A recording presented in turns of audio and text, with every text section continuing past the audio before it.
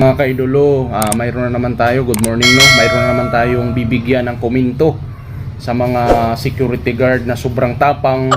Akala mo pamanahan sila sa kanilang employer ni Hendrissy.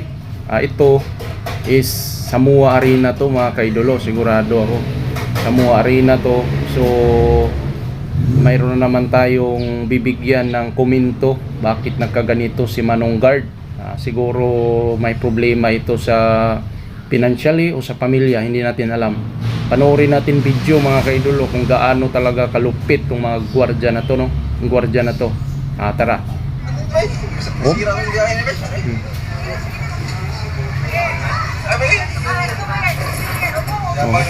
Yabang ka. Marami akong pasahero. Bantibay. Siguro yung driver to Bisaya. Yabang daw.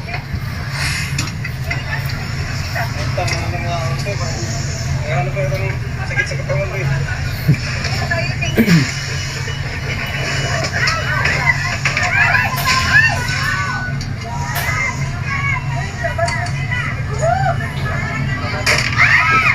Puta, pinupok.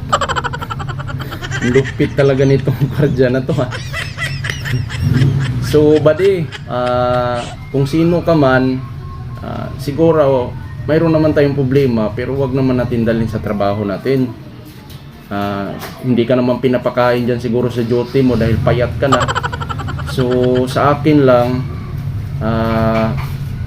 kung hindi naman tayo pamanahan ng kayamanan ng ating employer, sigurado ang gwardiya na to is sa MUA, no? Sa pagmamayari ni Hendrissy o pamilya C. So ito itong kuha na to, tao na to, gwardiya na to, hindi natin alam kung anong problema niya. Kasi nandun na tayo, pasawa yung driver. Kasi siguro bawal dyan pumasok. Kaya tayo naman mga driver, kung bawal talaga, wag naman tayo papasok dyan.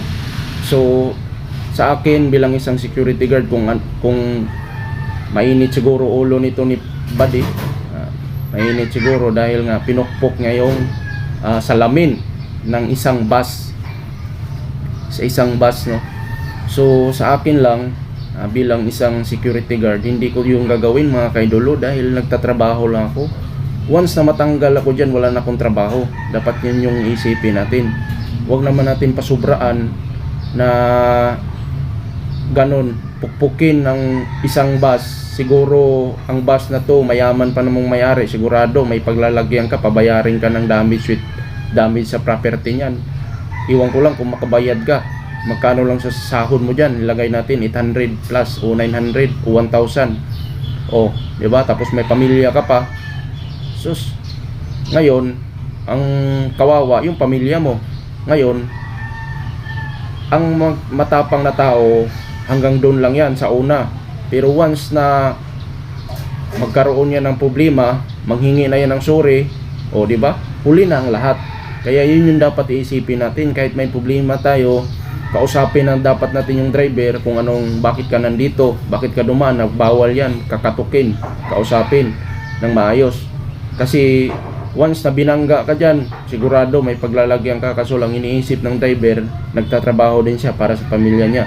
Dapat yun yung iisipin natin, diba? Ito kasi, itong tao na to, yan o,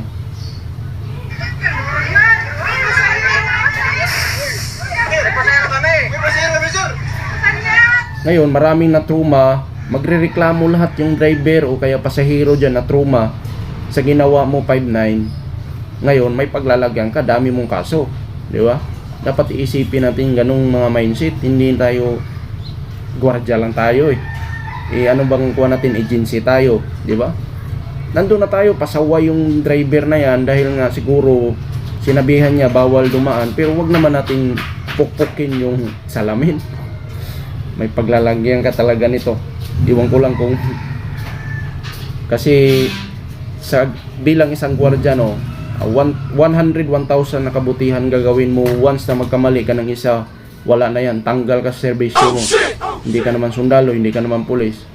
Ang pulis nga pag nagkasala, nagkamali, dadalhin sa basilan o kaya ililipat kung saan saang malayo na lugar. Ito pa kaya, gwardiya pa tayo. Tayo pa kaya, di ba? Matatanggal tayo sa serbisyo dahil nga agency tayo.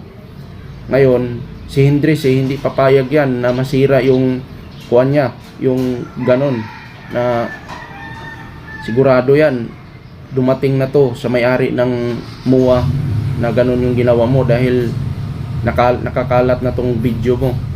Nagustuhan nyo ating video, pa-comment na lang kung ano yung reaksyon nyo about sa video ito. Maraming salamat at magandang umaga sa ating lahat.